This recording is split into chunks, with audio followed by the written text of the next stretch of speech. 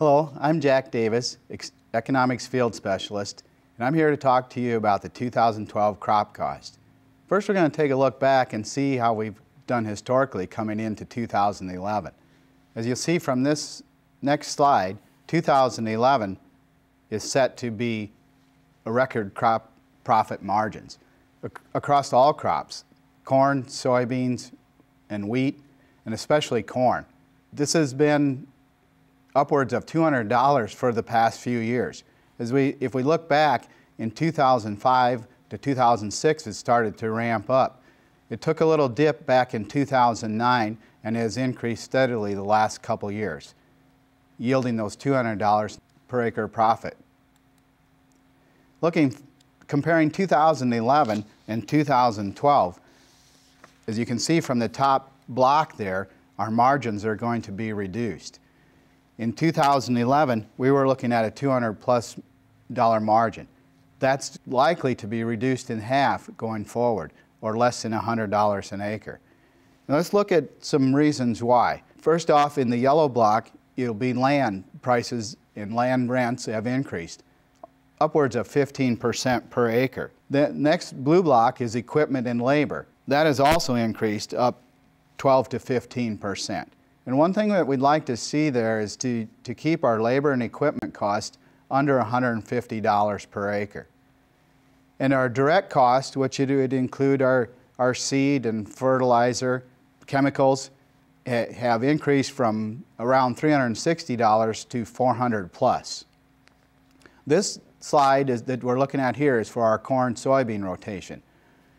Also want to take a look at a corn-on-corn, as corn still seems to be a high-ticket item. As we can see here, our corn-on-corn profit margin is greatly reduced from a corn-soybean rotation. We're looking at, from 2011, going from over $200 to under $80 an acre in 2012. Next, we'll look at our soybean budget. Again, following similar to corn in our margins in soybeans in 2011 at $150+, looking forward into 2012, probably less than $50 an acre. So why is this happening? As you all know, high input costs. Our seed, our fertilizer, again, our equipment costs have increased. All of these have tended to increase over the past few years, and will do so again as the profits have been there to push the demand for inputs. The other reason the margins are being squeezed is from the other side.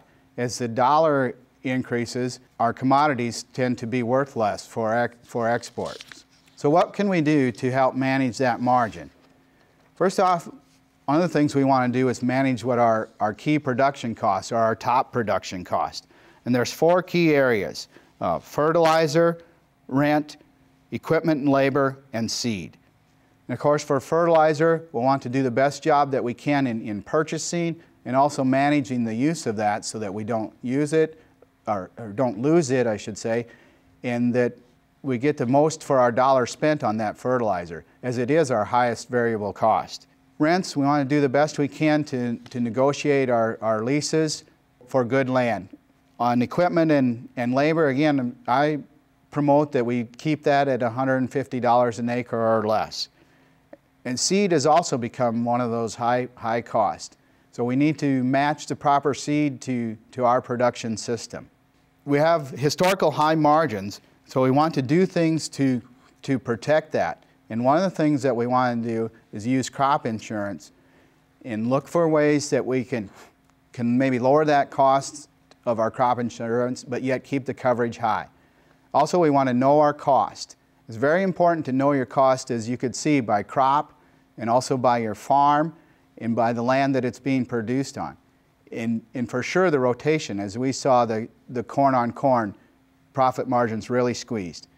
And again, thinking forward, as we're come out of 2011 and high profit year, if we're making long-term investments to reduce that tax bill, let's make sure they're going to increase our efficiency and help lower our cost going forward.